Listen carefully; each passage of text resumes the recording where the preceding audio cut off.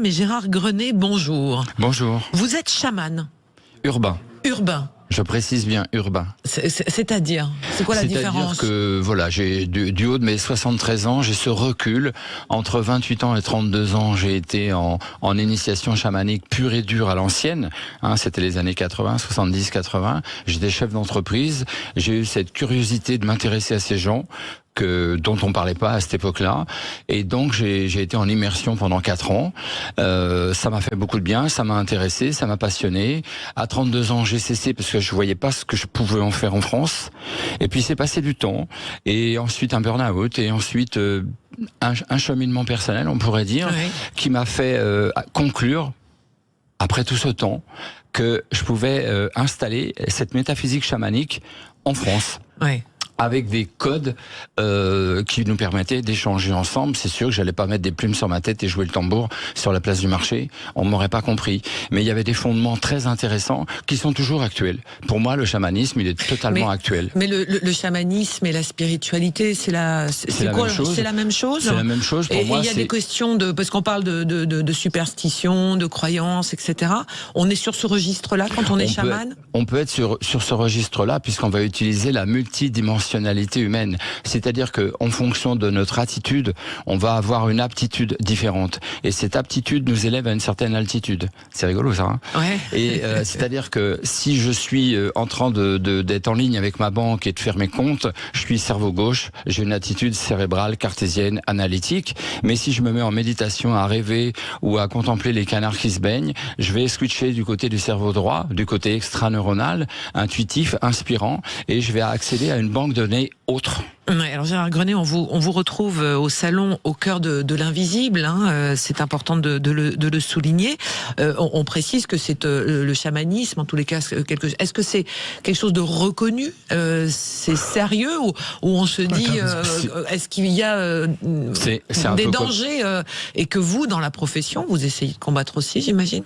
On essaie toujours de combattre les dangers, les abus, le charlatanisme, mais vous savez, il y a autant de dangers chez des gens comme moi que chez les plombiers ou chez un chauffeur de bus. Dès l'instant qu'il y a une activité humaine, il y a des gens bien, il y a des gens compétents et il y a des gens qui font n'importe quoi. Faut le surveiller. Mais quand on est chaman, est-ce qu'on est superstitieux? Vous êtes superstitieux? On parle du vendredi 13 aujourd'hui. J'ai certaines croyances. Vous savez, je pense que si on parle du vendredi 13, puisque c'est le thème, je pense qu'il n'a pas d'incidence sur les événements. Du tout. Mais il a une incidence sur nos pensées, notre façon de penser, les uns et les autres. Des incidences différentes suivant chacun, qui vont impliquer des actes différents, donc une réalité différente. Donc on va jouer au loto. Donc indirectement, voilà. Chez certains, il va susciter la peur. On va flipper toute la journée, on va être très prudent. Chez d'autres, c'est l'espoir, comme le disait Félix tout à l'heure, on va jouer au loto, etc. Et la troisième catégorie, c'est ceux qui disent tout ça, c'est n'importe quoi. Mais c'est assez bizarre, parce que les gens qui disent c'est n'importe quoi restent attentifs et prudents toute la journée quand même. Mmh. Ah oui. Donc je pense que c'est une forme de vigilance qui s'installe. Une construction psychologique intime et collective. Félix. C'est-à-dire que c'est quelque part la superstition placebo, c'est le fait qu'on y croit qui fait que c'est avéré derrière. Voilà, c'est un des éléments, un des vecteurs qui structure une superstition. L'effet placebo, c'est une autosuggestion. Pour certains, le verre est à moitié vide, pour certains, il est à moitié plein. C'est très personnel. Mais on est tous placebo et nocebo sensibles. On décide en général les choses selon cet effet placebo-nocebo. Si on doit se faire repérer, on va aller dans une certaine clinique se faire repérer par un certain chirurgien. Effet placebo. D'autres diront non, on va pas voir celui-là, c'est un charlatan. Effet nocebo. On est tous très sensibles là-dessus. Après, dans ces vecteurs de superstition, il va y avoir toujours ce réflexe d'anticipation. C'est-à-dire qu'on va être très observateur de ce jour-là et on va relever uniquement ce qui valide notre croyance. On va pas voir le reste. On a une observation sélective. Voilà, c'est-à-dire que le jour où, je ne sais pas, on réussit quelque chose, on va se dire, c'est le vendredi 13. C'est vendredi 13, c'est formidable, et ça valide quelque chose. J'ai glissé dans l'escalier, oui, c'est vendredi 13. C'est vendredi 13. On va jouer là-dessus. Et c'est, en fin de compte, on touche au monde des croyances. Et la croyance, la plupart du temps, c'est une croyance apprise, qui nous appartient même pas. C'était la croyance de papa, de maman, la croyance qu'on avait à 8 ans, à 12 ans, à 15 ans, la croyance de nos profs à l'école, la croyance nos référents. Et en fin de compte, on a 30 ans, 40 ans, 50 ans, 60 ans, ou comme moi, à 73. Et en fin de compte, on trimballe, passez-moi le terme, toujours certaines croyances depuis l'enfance. C'est pour ça que c'est intéressant de faire le ménage dans ces croyances, de réactualiser son logiciel de croyances, son tableau de bord, et dire non, mais tout ça c'est caduc, je ne crois plus, pour laisser peut-être des nouveautés venir. Et c'est quoi ces nouveautés ? C'est en faisant le ménage, ça va laisser de la place, et peut-être qu'en fin de compte, on va installer une nouvelle réalité. Est-elle croyance ? Est-elle conviction ? Est-elle foi ? On va toujours avoir ces différences. La croyance, elle va nous faire dire je crois. La conviction, elle va nous faire dire je sais. Et la foi va nous faire dire je ressens. Mais en fait, le chamanisme, pour moi, l'image que j'ai du chamanisme, c'est le décollement de l'âme et le déplacement du corps au départ. Le chamanisme. Est-ce que ça, c'est une croyance, ou est-ce que vous avez vécu le fait de voir votre âme, ou vous déplacez votre âme ? Pardonnez-moi, je vous coupe la parole. Ouais, non, je suis un grand coupeur de parole. C'est une vérité, je l'ai vécu. Donc, vous savez, moi j'étais chef d'entreprise. Vous avez déplacé à 20 votre ans, âme. j'ai monté mon entreprise. Pour moi, la réussite, elle était sociale, pure et dure. J'étais styliste, j'avais une entreprise de communication graphique, je travaillais dans la mode, j'avais des clients. C'était, vous savez, le vrai bling-bling des années 70-80. Maintenant, le bling-bling me fait un peu sourire, mais c'était le vrai celui-là. Et en fin de compte, quand j'ai rencontré ces gens, j'ai accédé à cette multidimensionnalité humaine. C'est-à-dire qu'on a des états de conscience qui peuvent être différents. Oui. Et on accède... Attendez, parce que Gilles, on est obligé de faire une coupure. Mais moi, je vous dirais, je crois plus au vendredi 13 On va revenir dans un instant sur Sud Radio avec notre invité, avec Gérard Grenet, qui est notre invité. On parle de spiritualité, on parle surtout du vendredi 13. C'est à suivre sur Sud Radio. Sud Radio, Sud Radio, le 10h midi, mettez-vous d'accord, Christine Bouillot. Et nous sommes en compagnie de notre invité. On parle du vendredi 13, superstition, religion, ou alors supercherie. Pardonnez-moi, on peut aussi en parler pour certains. C'est tout à fait possible. Gérard Grenet, vous êtes notre invité. Je rappelle que vous êtes chaman et on vous retrouve au salon au cœur de l'invisible. On évoquait avec Gilles Gansman à un instant et Félix Mathieu cette notion dans votre, on dit métier, profession, vocation. Oui, tout ça. Tout ça mélangé. Ouais. Vous disiez avant, j'étais quelqu'un de très rationnel, très ancré dans la société factuelle, voilà, l'évolution sociale. J'avais un business et tout. Et à un moment donné, il y a une espèce de révélation qui se fait à vous avec le chamanisme. Aujourd'hui, il y a beaucoup de. Est-ce que ça rentre dans le champ aussi du développement personnel ? Il y a plein de choses qui rentrent aujourd'hui. On veut faire de la méditation aux gens. Il faut qu'ils se retrouvent, se recentrer. Il y a vraiment un business colossal autour de ça. Est-ce que ça fait partie de ça ? Il y a un business colossal autour de ça, comme tout ce qui est un petit peu tendance, à la mode, etc. Ça devient vite, à notre époque, tout de suite un business. Mais comme vous le disiez, Christine, j'étais cartésien, je suis toujours cartésien. C'est vrai ? Je suis toujours cartésien, mais ça m'empêche pas. Je vais me comparer à l'arbre. L'arbre, il peut pousser aussi haut qu'il veut vers la lumière, dès l'instant qu'il a des super racines, qu'il est bien ancré. S'il a des racines de radis, à un coup de grand vent, il tiendra pas le coup. Vu dans le sud-ouest. Donc je suis très ancré dans la matière, mais il ne m'empêche pas d'accepter, puisque je l'ai vécu, cette multidimensionnalité qui, selon un état de conscience modifié... Nous, pauvres terriens, quand vous dites « je l'ai vécu », ça ressemble à quoi ? Je l'ai vécu dans l'instruction que j'ai reçue des chamans, en prenant des plantes, en faisant des cérémonies, par le son, les tambours, etc. De multiples fois. Et ici en France, j'ai besoin ni plantes, ni quoi que ce soit. C'est simplement... une volonté, une intention de sortir des ondes bêta, entre 15 et 30 Hertz, c'est-à-dire c'est l'onde de la réflexion. Quand j'utilise mon cerveau gauche en pleine réflexion, si on m'installe un appareil qui mesure cette fréquence, un fréquence-mètre sur le crâne, il va indiquer 15 à 30 Hertz. Je suis en bêta, j'ai donc le thalamus, le pacemaker cérébral qui fonctionne à fond, qui envoie des ondes électriques à mes neurones, et c'est très bien, j'en ai besoin. Mais si je me repose, si je fais la sieste, si je m'endors, si je me fais masser, si je fais de la méditation, de la contemplation, si j'aligne des pommes pour faire une tarte ou si je désherbe le jardin, je suis dans un autre état. Et là, le fréquence-mètre, il n'indique plus entre 15 et 30 Hz, mais entre 7 et 15. Je suis en état alpha, je suis dans la transe. La Dans la transe des transe ou chamans, dans l'hypnose, puisque l'hypnose, la l'hypnose, sophrologie, c'est 25 Hz, l'hypnose, pour être en etc. hypnose. On est dans ces trans-là, on avoisine ces trans-là. L'alpha entre 7 et 15 et en dessous, θ. Quand on dort, quand on rêve, on est en θ. On voit des images. Et pourtant, on a bien les yeux fermés. Mais en même temps, on fait des opérations aujourd'hui sous hypnose. Complètement. C'est la médecine se tourne, une partie de la médecine va chercher sur ce champ-là. Ça veut dire quoi? Que notre cerveau est hyper puissant et qu'on ne connaît pas la moitié de ce qu'il est capable de faire. Voilà, c'est ça que je revendique, c'est ça que je veux transmettre. Est-ce que c'est déconnecté du vendredi 13, de la superstition? Est-ce que si on croit très très fort aujourd'hui, si on joue au loto et que voilà. Pour ma part, tout ça a une question de croyance. Si on prenait, tout à l'heure, Félix, je crois, a cité l'échelle. Hein, l'échelle célèbre, est-ce qu'on passe, ça porte malheur, ça porte pas malheur. Il y a différentes formes de croyances. J'avais été dans une émission avec un zététicien. Les gens qui sont vraiment extrêmement cartésiens et qui s'opposent aux gens comme moi qui disent que, voilà. Ce zététicien, il venait de se marier, la pauvre, et il était sorti de l'église ou de la mairie en passant sous une échelle avec son épouse pour bien montrer que tout ça c'est n'importe quoi. C'est sa croyance. D'autres personnes vont dire passer sous une échelle ça porte malheur. Ce sont leurs croyances. Moi, ma croyance, si je passe sous une échelle ça me fait rien. Si je stationne un certain temps sous l'échelle, l'onde de forme triangulaire va déstructurer une fluidité de ma force vitale dans mon corps. Le chamanisme n'a rien à voir avec la voyance. Non, c'est une déclinaison. La voyance est une déclinaison.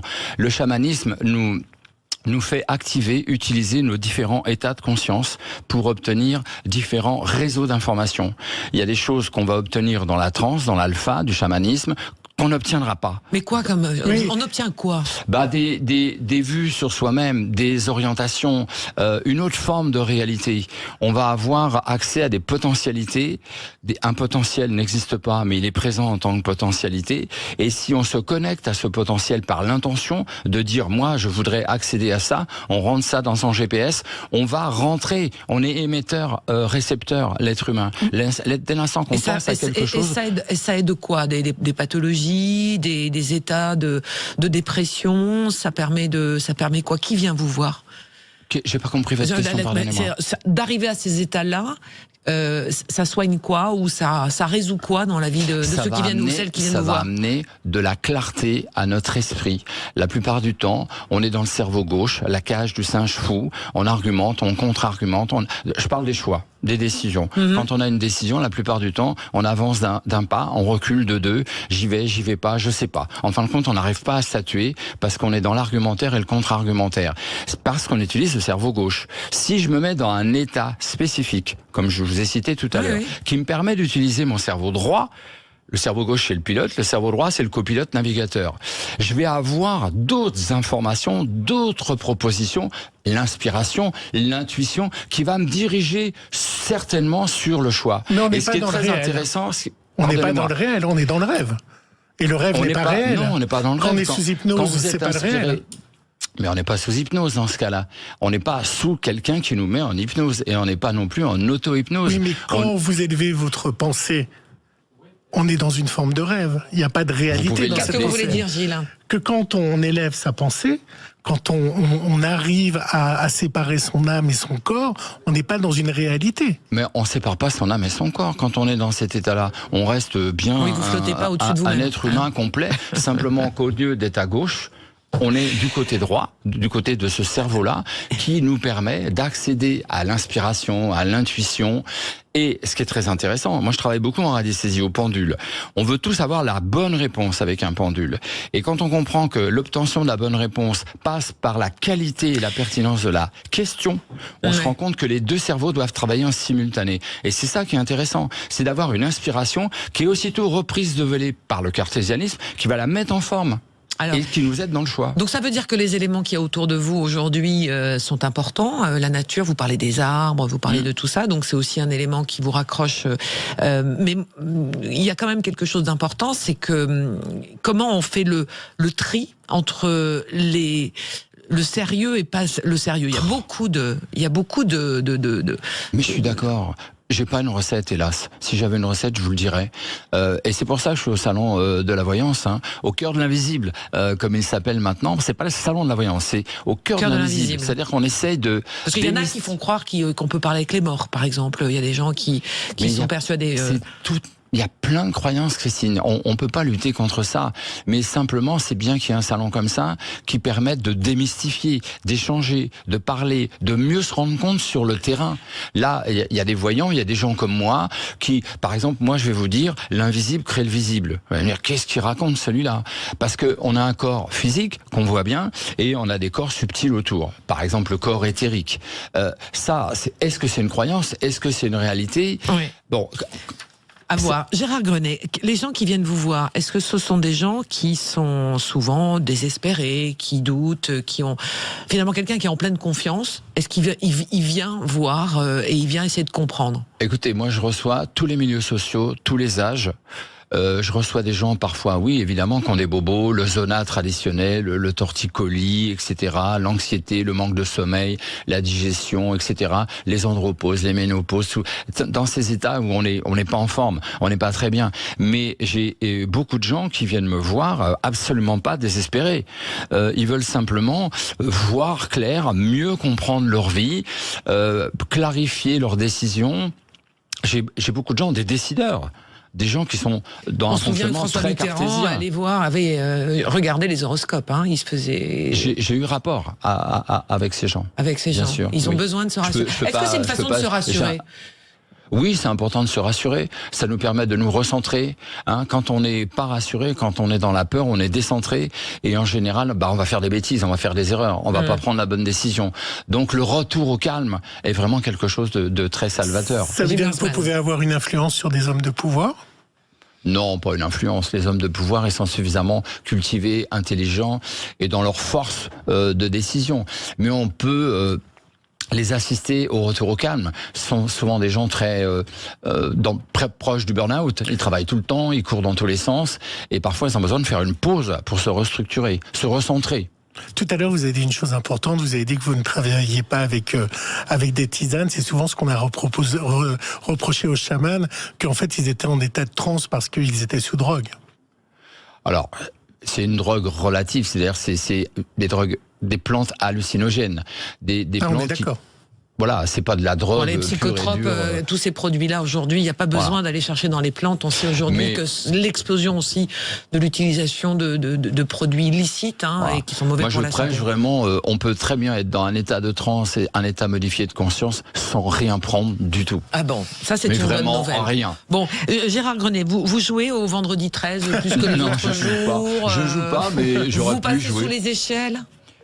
Je cherche pas à passer sous les échelles. Vous croisez des chats noirs, vous êtes très à table. J'ai eu un chat noir que j'ai adoré. Les pauvres chats noirs, franchement, mettez-vous à la paix. Mais imaginez, vous êtes incarné en chat noir. Il y en a moins qui sont adoptés. Un chat noir a moins de chances d'être adopté qu'un chat de... C'est l'inconscient collectif. Vous savez, c'est Jung qui nous a parlé de cet inconscient collectif. Ce concept-là, on est tous dans le même bain. Qu'on le veuille ou non, qu'on y croit ou pas, on est tous auto-influencés en collectif. Bon, le monde va être meilleur? C'est pas un voyant, Gilles. Il est pas voyant. Il est au salon de la voyance. Non, c'est le salon de l'invisible. Il y a une grande chance qu'il soit meilleur si tous on relève nos manches pour qu'il soit meilleur. Ça, c'est rationnel. C'est une question d'intention collective. C'est rationnel. L'intention, c'est une fréquence, c'est une vibration. C'est rationnel. Plus on se regroupe, on va installer des centrales de pensée. Les gens qui pensent la même chose se regroupent en forme de centrale, entre guillemets, de pensée, et vont constituer des égrégores. Oui. Un égrégore, c'est très puissant. Et si on est des millions à penser que oui, effectivement, ça peut aller mieux, ça va être moins corrosif, ça peut effectivement fonctionner. Allez, les sportifs sont particulièrement superstitieux aussi. Ça fait partie, on se souvient de la chaussette gauche et puis la chaussette droite de Zinedine Zidane avant d'aller faire un match de Coupe du Monde de football. Merci beaucoup, Gérard Grenet, d'avoir été avec nous ce matin pour ce sujet un peu décalé mais qui mérite son attention. Je rappelle que vous êtes chaman et vous êtes au salon au cœur de l'invisible. C'est jusqu'à quand? Jusqu'à dimanche soir. Dimanche soir.